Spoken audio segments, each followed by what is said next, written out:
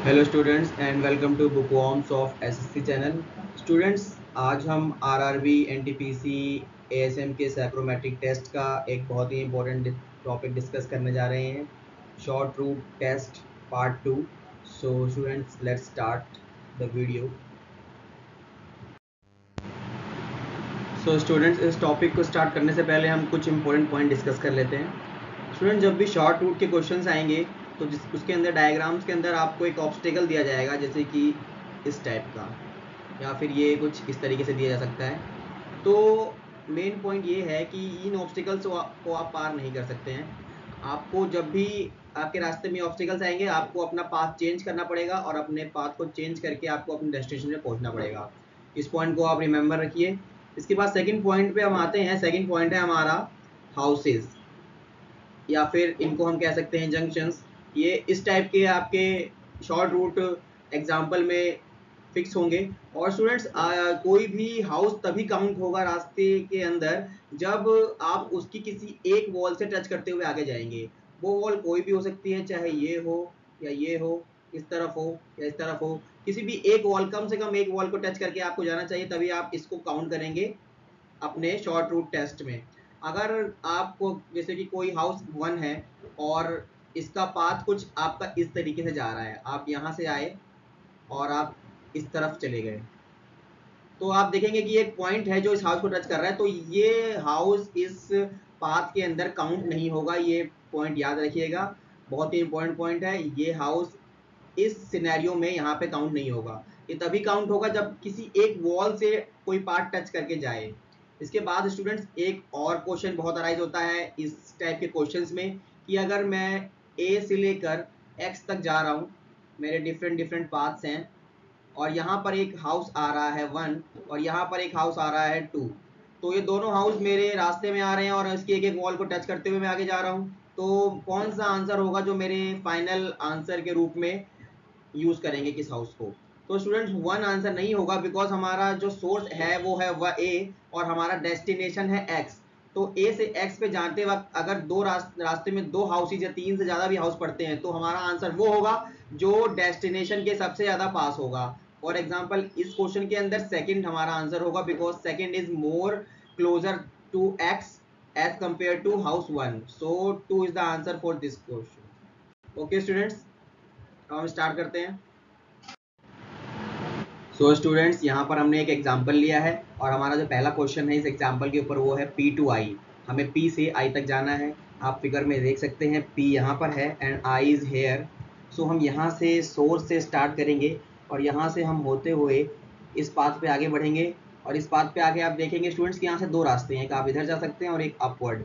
Upward में आप जाएंगे तो आप डेस्टिनेशन तक तो पहुँच जाएंगे, लेकिन आपके डेस्टिनेशन तक पहुँचने में कोई भी हाउस काउंट नहीं हो रहा है। और स्टूडेंट्स, आपको याद रखना है कि जब भी ऐसे सिनेरियो या ऐसे सिचुएशन अराइज हो, तो आपको वो पाथ सेलेक्ट करना है जहाँ से कम एक हाउस ज़रूर पड़े रास्ते में। फॉर एग्जांपल, हमको इस रास्ते से नहीं जाना है और हम यहाँ से एक टर्न लेंगे राइट की तरफ, और हम 8 से होते हुए पहले जे पे जाएंगे और इससे होते हुए फिर आई पे जाएंगे। तो हमारा आंसर होगा यहाँ पर 8।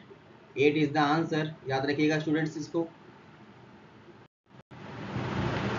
सो स्टूडेंट्स, ये हमारा सेकंड क्वेश्चन है सेम एग्जांपल के ऊपर। यहाँ पर आपको Q2X फाइंड करना है, शॉर्ट रूट Q ये रहा पॉइंट हमारा और X हमारा ये रहा।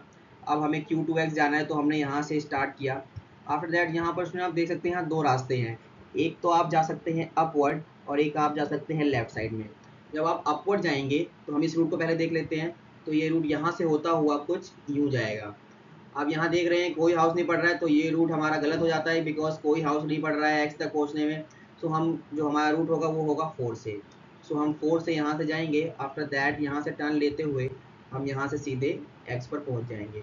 सो आप ध्यान रखिएगा 4 हमारा आंसर होगा इस सिनेरियो में। सो Q2X जाने में जो हमारा हाउस पड़ेगा वो है 4। इसके बाद स्टूडेंट्स, ये हमारा थर्ड एग्जाम्पल है सेम क्वेश्चन के ऊपर। सो D to W जाना है आपको। D आप देख रहे हैं यहाँ पर है हमारा एंड W इज हेयर। सो हम D से जाना स्टार्ट करेंगे। सो आप देख रहे हैं कि यहाँ से भी रास्ता ब्लॉक है, यहाँ से भी ब्लॉक है और यहाँ से ब्लॉक है। तो मतलब हम इस तरफ नहीं जा सकते और इस तरफ भी नहीं जा सकते, तो हमारे पास क्या बचता है? हमारे पास ये रास्ता बचता है C वाला। हम यहाँ से सी पे जाएंगे और सी से होते हुए हम आगे जाएंगे यहाँ पर 5 पे, और इसके बाद आप देखेंगे यहाँ से रास्ता ब्लॉक है तो हम इस तरफ नहीं जा सकते हैं, हम इस तरफ जाते हैं लेकिन यहाँ से फिर रास्ता ब्लॉक है इसलिए इस तरफ भी नहीं जा सकते हैं। सो 5 की तरफ से हम आगे बढ़ेंगे, 5 से आगे बढ़ते बढ़ते यहाँ पर आप देखेंगे कि ये लेफ्ट टर्न लेते ही हम सीधा पहुँच जाएंगे डब्ल्यू के ऊपर। सो हमारा जो आंसर होगा वो होगा 5। सो डी टू डब्ल्यू जाने में 5 पड़ेगा हाउस नंबर, और this is our short route for finding the path. So students याद रखिएगा कि जो आपका एप्टीट्यूड टेस्ट होगा उसके अंदर आपको टोटल 40 क्वेश्चंस पूछे जाएंगे, मतलब 4 इमेजेस होंगी कम से कम, जिसके अंदर से आपके क्वेश्चन पूछे जाएंगे। 40 क्वेश्चंस पूछने के लिए वो आपको टाइम देंगे, वो मिनिमम टू मिनिमम 5 मिनट्स का होगा।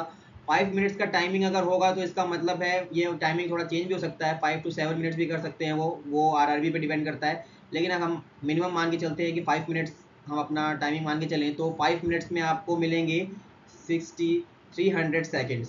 सो आप देख रहे हैं 40 क्वेश्चन को करने के लिए आपको 300 सेकेंड्स मिल रहे हैं, तो 7 to 8 सेकेंड्स मिलेंगे आपको एक क्वेश्चन को सॉल्व करने के लिए, जो कि काफ़ी कम है। इसलिए आपको अपनी स्पीड को और ज़्यादा फास्ट करना पड़ेगा ताकि आप लिमिटेड टाइम में इस क्वेश्चन को सॉल्व कर सकें। So students next question is x to s। x हमारा यहाँ पर है और s इज डाउनवर्ड। अब यहाँ पर हम पाथ देखेंगे, हमारा कौन सा पाथ यहाँ पर फॉलो करेंगे हम।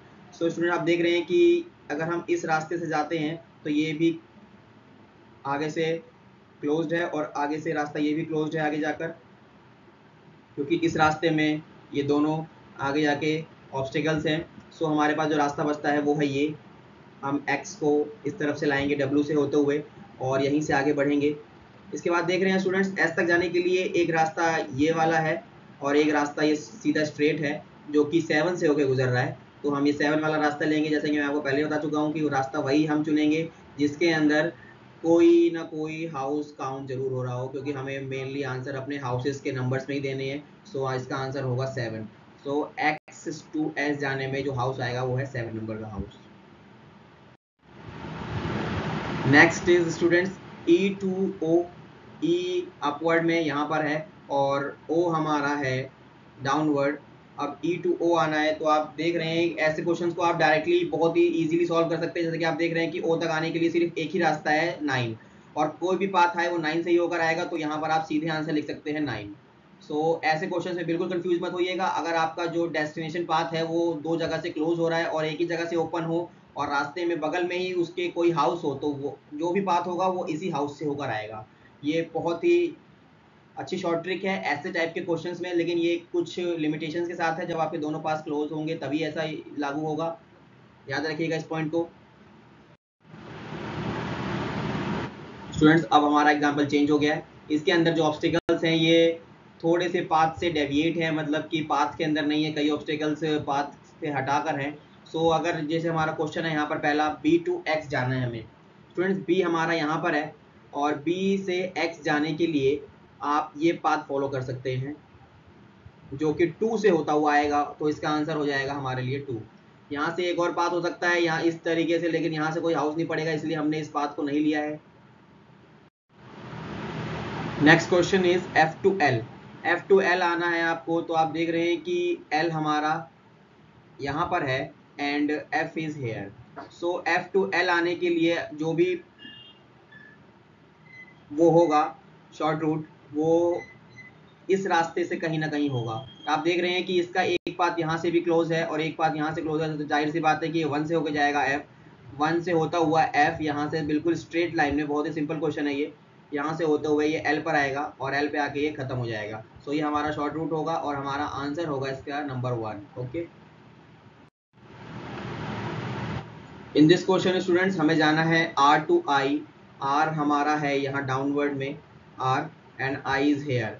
अब स्टूडेंट्स R से I जाने के लिए यहाँ से आप देख रहे हैं 3 रास्ते हैं पहले इस सोर्स से, एक है इस तरफ, second one is this, third one is this. ये तो क्लोज हो गया क्योंकि यहाँ पर क्लोज्ड है सरफेस। आफ्टर दैट हम इस रास्ते से भी जा सकते हैं और इस रास्ते से भी जा सकते हैं। पहले हमने 9 वाला रास्ता लिया, लेकिन 9 के रास्ते से जाने पे आप देख रहे हैं कि इसके बाद हमें आई पे जाना है और ये बिल्कुल स्ट्रेट रास्ता सीधा जाकर आई पे मिल रहा है। सो आप यहाँ से बिल्कुल कंक्लूजन ड्रॉ कर सकते हैं कि हमारा जो रास्ते पे सबसे शॉर्ट हाउस पड़ेगा वो होगा 9 नंबर का। So 9 is our answer from I to R to I। अगर हम एक नया रास्ता भी देख लेते हैं, जैसे कि हम R से अगर S पे जाएं और इधर से आगे बढ़ें, तो स्टूडेंट्स यहाँ देखेंगे 6 नंबर का हाउस को पार करने के बाद जो यहाँ ऑब्स्टेकल आएगा, इस तरफ से हम नहीं जा सकते, फिर हम यहाँ से जाते हैं तो हमारा वही रूट आएगा। सो शॉर्टेस्ट रूट है, इसलिए हमने इसको नहीं लिया है। इसका आंसर ये भी हो सकता था, लेकिन यहाँ से अगर ये लॉन्गेस्ट रूट हो जाएगा, 9 से जाते हुए शॉर्टेस्ट रूट है। पाथ ये भी सही है, लेकिन ये पाथ थोड़ा सा लॉन्ग हो जाएगा, दैट्स वाई हमने इसको नहीं लिया है और 9 वाला रास्ता काउंट हो जाएगा। सो शॉर्ट रूट के लिए हमारा आंसर होगा 9। So students, if you like the video please like share and subscribe us on our bookworms official channel. Students, अगर आपको और टॉपिक्स की भी वीडियो चाहिए तो please comment us, we will try to make video on such topics. और अगर आपको शॉर्ट रूट टेस्ट के और पार्ट्स चाहिए तो भी हमें कमेंट्स में बताइए, हम जरूर कोशिश करेंगे वैसे पार्ट्स बनाने की। So goodbye and good luck.